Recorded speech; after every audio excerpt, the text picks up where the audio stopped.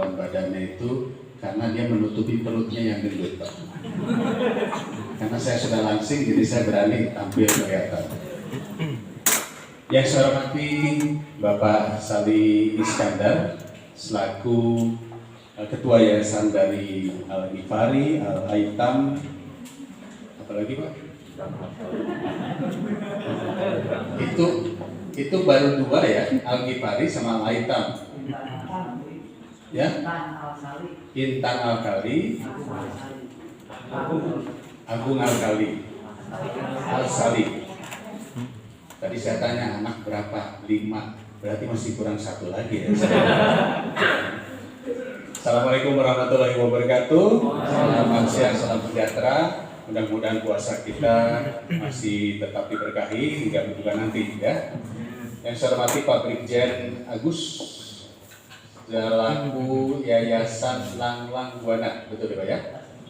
Ibu Sali Iskandar yang saya banggakan juga Ketua Yayasan Al-Aitam ya. Maaf, Kepala Staf, Ketua Yayasan Al-Aitam ya. Anak kedua berarti anak pertama adalah Ghifari, anak kedua namanya Aitam. Fatimah, makanya kan saya tanya anak pertama Ghifari, anak kedua Aitam. Yang saya hormati seluruh jajaran pengurus dan juga para dosen, para guru dari berbagai tentunya kampus maupun juga sekolah. Tadi ada dari PG Persatuan Guru Dosen Swasta, lalu kemudian juga ada Asosiasi Badan Penyelenggara Perguruan Tinggi Swasta. Saya sebetulnya bukan ahli pendidikan secara khusus, tetapi memang saya diamanatkan untuk mengurusi pendidikan. Kenapa demikian? Karena ternyata menterinya pun juga bukan orang pendidikan. Jadi yang dicari justru adalah bagaimana orang-orang yang bukan orang pendidikan, tetapi mulai ikut memikirkan tentang dunia pendidikan. Nah, kenapa demikian? Sedikit saja saya bercerita. Dunia pendidikan adalah sebuah dunia yang begitu luas sekali dan tercantum di dalam Undang-Undang Dasar kita. Salah satu bahkan saya bisa mengatakan satu-satunya sebuah klaster yang anggarannya di seluruh negara adalah terbesar itu adalah pendidikan. Di kita itu 20% pendidikan. Ya. Nah, oleh karena itu, ketika pendidikan kita dijalankan sejak 20 tahun yang lalu, maka kita mulai melihat apa sih yang dilihat sebetulnya? Yang dilihat adalah SDM-nya, sumber daya manusia. Sumber daya manusia. Jadi artinya kalau sumber daya manusia adalah output daripada dunia pendidikan itu sendiri. Bapak dan Ibu yang saya hormati, saya banggakan. Saya kebetulan sering sekali diundang workshop oleh Kemendikbud dari berbagai level, mulai dari SD, SMP, SMA sampai perguruan tinggi. Dan saya menemukan bahwa ternyata pola pendidikan di Indonesia masih menganut pola yang sama. Yaitu polanya adalah sekolah, belajar, menghafal, terutama menghafal, lalu ujian, tes. SD, SMP, belajar, menghafal kembali, ya, lalu ujian. SMA sama juga, belajar, menghafal, ujian. Bahkan di bimbel pun juga kurang lebih sama. Kita menghafal, yang dihafal, kebanyakan yang dihafal adalah pertanyaan dan soalnya yang akan keluar. Lalu kemudian ujian. Di kampus pun kurang lebih juga sama. Belajar, menghafal, ujian. Penelitian baru kita dapatkan ketika kita S2 dan S3. Umumnya seperti itu. Ini adalah satu kondisi. Itu sebabnya ketika kemarin Indonesia melakukan yang disebut sebagai PISA test, TIMSS, ternyata kita masih tertinggal dari berbagai negara-negara di sekitar kita.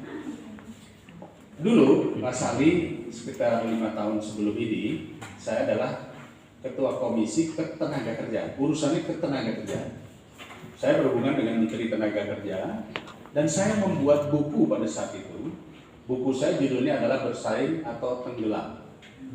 Di dalam buku Bersaing atau Tenggelam, saya berbicara tentang bagaimana kompetisi sumber daya manusia atau pekerja di Indonesia bersaing dalam negara-negara lainnya.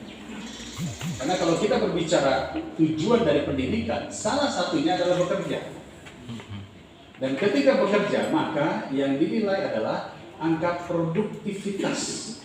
Produktifkah seseorang ketika dia berhasil mengenyam pendidikan? Nah, di dalam perubahan zaman ada yang disebut sebagai namanya disruptif ekonomi. Kita tahu semua itu ada industri 4.0 dan bahkan sebentar lagi kita masuk industri 5.0. Industri 4.0 kita akan bersaing dengan yang namanya komputerisasi, digitalisasi, atau juga yang disebut artificial intelligence.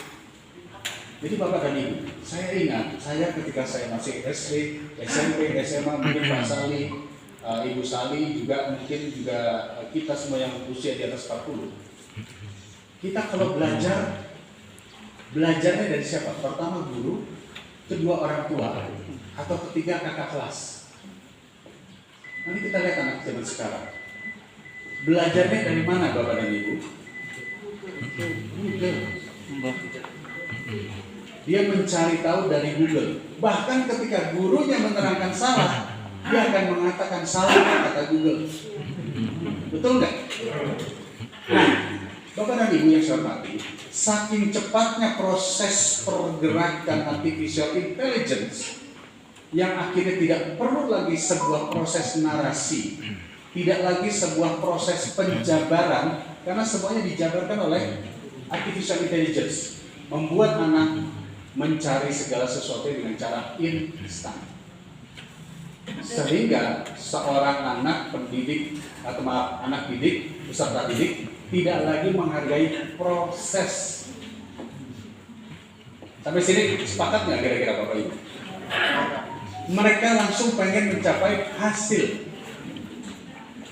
Padahal proses itulah yang menjadikan seorang sukses. Pak Sali Iskandar sampai sekarang saya masih terkagum-kagum. Kenapa saya kagum? Karena dulu pernah jadi calon bupati yang kami dukung. Tapi sama Pak, kita belum berhasil. Tetapi itu adalah proses Bapak dan Ibu semua. Kalau saja Pak Sali berhasil dulu jadi bupati di Garut, dia akan ngurusin pendidikan. Kalau saya berhasil di sini jadi gubernur, nggak akan mungkin saya ngurusi ketenagakerjaan dan pendidikan, yang merupakan hajat hidup orang banyak. Nah, itu adalah proses. Nah, sekali lagi, anak-anak zaman sekarang ternyata setelah melihat dari berbagai data baik dari BPS dan lain-lain, yang namanya milenials Bapak dan Ibu semua, dalam 5 tahun mungkin bisa gonta-ganti pekerjaan 8 kali. Yang dicari apa coba? Gaji lebih besar, fasilitas yang lebih tinggi, atau mungkin rasa nyaman yang disebut dengan co-working space-nya, atau dia mencari bos yang bisa menjadi teman. Jarang di antara mereka yang mencari I want a career. Saya ingin karir. Kalau dulu orang bekerja dalam satu perusahaan, dia bisa puluhan tahun berada di perusahaan itu, mulai dari levelnya mungkin hanya pekerja biasa, menjadi supervisor, menjadi manajer, bahkan akhirnya terus berkembang. Kalau sekarang dia baru jadi junior operator, tiba-tiba ada yang nawarin, kerja di situ enak, kenapa ruangannya ber-AC? Itu bisa pindah. Anak-anak itu bisa pindah. Nah, Bapak dan Ibu yang saya hormati, ternyata dalam kurun 10 tahun terakhir ini, sejak disruptif ekonomi terjadi, itu kata McKinsey, ada sekitar 5 juta jenis pekerjaan yang hilang. Ada sekitar 50 juta lapangan kerja yang juga boleh dikatakan hilang. Saya berhenti sebentar ya, azan.